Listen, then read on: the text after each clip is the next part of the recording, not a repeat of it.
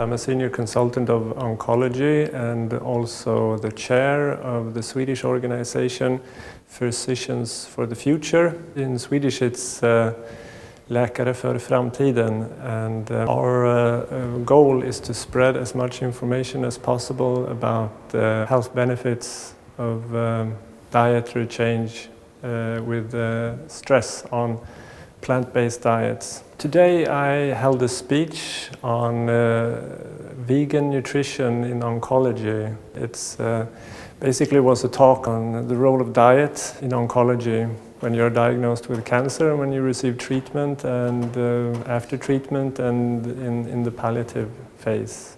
Basically, dietary advice when it comes to cancer patients are complicated in many areas, but I focus basically on two. And the one is that on the one hand you have the healthy dietary advice, which has a goal of reducing the risk of cancer for people not diagnosed, and the role of preventing recurrence of disease. And this, according to all expert panels on oncology and nutrition, is basically to eat more plant foods, more fruits, more vegetables, more whole grains, more legumes.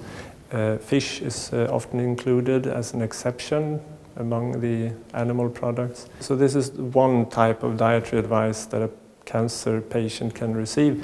On the other hand, you have a focus on symptom relief and calorie adequacy, and that is often completely different kinds of advice. Patients are then normally advised to focus on calorie-dense foods, fat, dairy, sometimes even to eat more sugar, not to lose weight.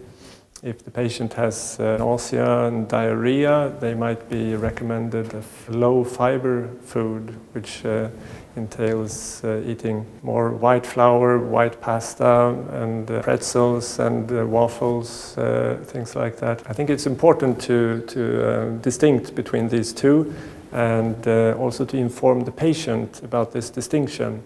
As the chair of this organization that focuses on food, we often get mail from patients and cancer patients' family who are confused about this, and well, we try to explain this, that it's a matter of balance. I think it's also something that needs to be stressed more at many clinics. The focus is normally only on the symptom relief and on the nutritional adequacy, and the patient doesn't receive this information about what food has the potential of affecting progression of the disease and to affect the risk of recurrence. And the reason for this is that you have a strong scientific base. If your goal is to relieve symptoms and ensure caloric adequacy, you have good scientific proof that, well, then it's better to eat more calorie-dense food. The patient doesn't lose weight. And the evidence that you have on the healthy part of the diet isn't as strong today. It's quite strong when it comes to prevention. We know today, and sometimes there are good reliable numbers, how much difference the food can make. When it comes to after diagnosis, the evidence is slightly weaker. So I usually tell patients that we know today that a healthy diet can be of benefit. It can reduce the risk of recurrence, but I can't say how much it will reduce. The studies aren't exact enough. When it comes to the cancer treatments, if I give tamoxifen to a patient who's been operated for breast cancer, I can sometimes say that this pill will reduce your risk of recurrence with 53%. Sometimes, well, this is an example, but sometimes it can be quite specific due to the nature of these exact studies, and that there are many studies done. The other thing is all the emotions. Cancer is any fear, that disease that arouses emotions. There was recently a debate in Sweden in the newspapers because of a campaign from the Swedish Cancer Research Fund. They had done a campaign to encourage people to live more healthy.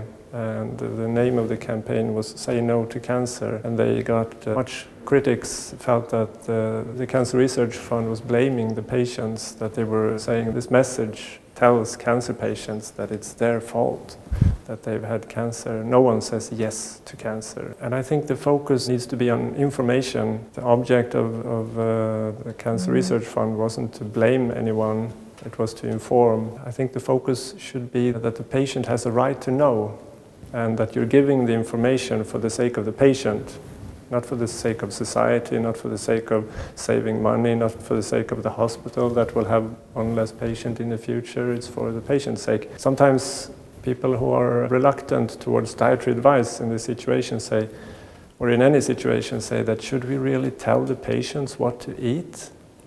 And I usually answer that no, we shouldn't tell anyone what to eat, but we should inform what food is good for your health, what foods are bad for your health. When the patient has this information, they can do what they want with this information.